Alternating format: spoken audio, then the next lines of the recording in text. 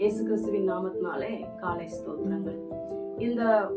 நம்ம இந்த ஊழியத்தை ஆரம்பித்து வருகிற இந்த நாள் வரைக்கும் அதிகாலை ஜெபத்தை குறித்தும் ஞானஸ்தானத்தை குறித்தும் அபிஷேகத்தை குறித்தும் இதுவரையில நம்ம பார்த்து வந்தோம். இந்த மூன்றுக்கும் ஆண்டுடைய வருகைக்கும் என்ன சம்பந்தம் இருக்கிறதா இல்லை என்பதை குறித்து இன்றைய தினத்துல நம்ம வாசிப்போம். நான் முதலாவது ஒரு வசனத்தை வாசிக்கிறேன். எபேசியர் எழுதின நிருபம் 3ஆம் அதிகாரம் 14வது வசனத்தை நான் வாசிக்கிறேன், கேளுங்க.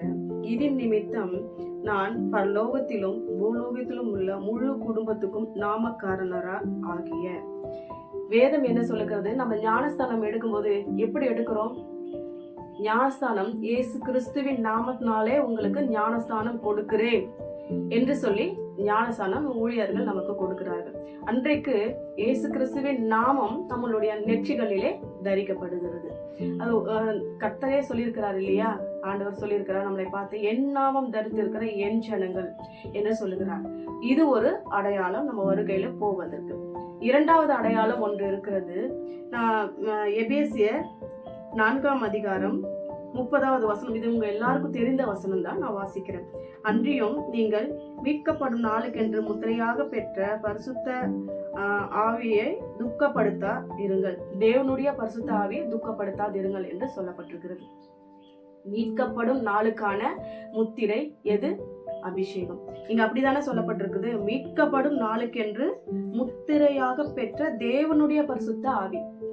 அப்போ ஞானஸ்தானம் என்பது ஒரு அடையாளம், அது ஜீவ புஸ்தகத்துல பெயர் எழுதப்படுகிறது. அபிஷேகம், ஆவி என்பது ஒரு முத்திரை. இது தேவனுடைய ஆவியா இருக்கிறது. இது ஒரு அடையாளம். இரண்டு அடையாளங்கள். மூன்றாவது நம்ம வாசிப்போம். எசேக்கியேல் புத்தகம் 9ஆம் அதிகாரம் 4வது வசனத்தை நான் வாசிக்கிறேன். கர்த்தர் அவனை நோக்கி, நீ எருசலேம் நகரம் எங்கும் உருவ போய் அதற்குள்ளே செய்யப்படுகிற சகல அருவருப்புகளின் நிமித்தமும் பெருமூச்சு விட்டு அழுகிற மனுஷரின் நெற்றிகளில் அடையாளம் போடு என்றார். இந்த பெருமூச்சு விட்டு அழுகிற மனுஷர் யாரு? எங்கே? எருசலேம் தேவ ஆலயம். ஏன் பெருமூச்சு விட்டு அழுகிறார்? இதனுடைய பின்னணியை நம்ம பார்க்குமானால் மிகப்பெரிய சம்பவம் இருக்கிறது.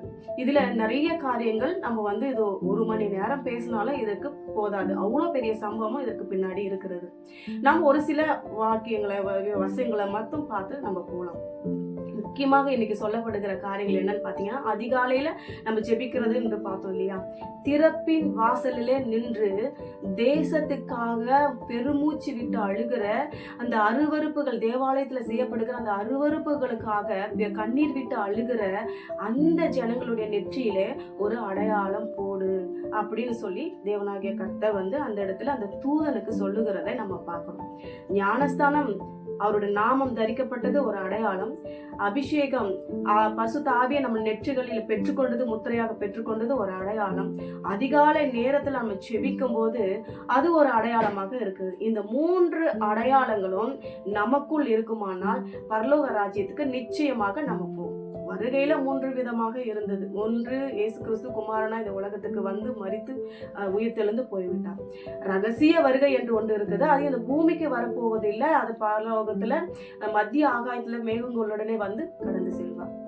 எனவே கடைசி பகிரங்க வருகை ஒன்று இருக்கிறது.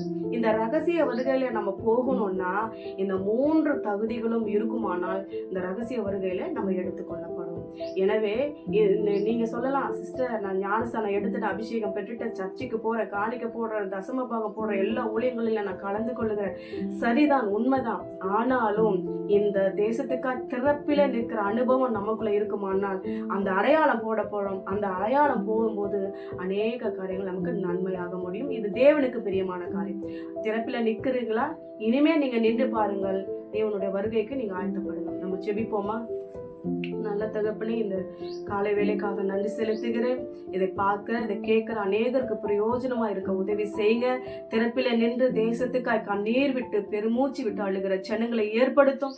கரத்துல ஒப்பு கொடுக்கிறோம். இயேசுவின் நாமத்துல செபிக்கிறோம் நல்ல தகப்பனே. ஆமென்.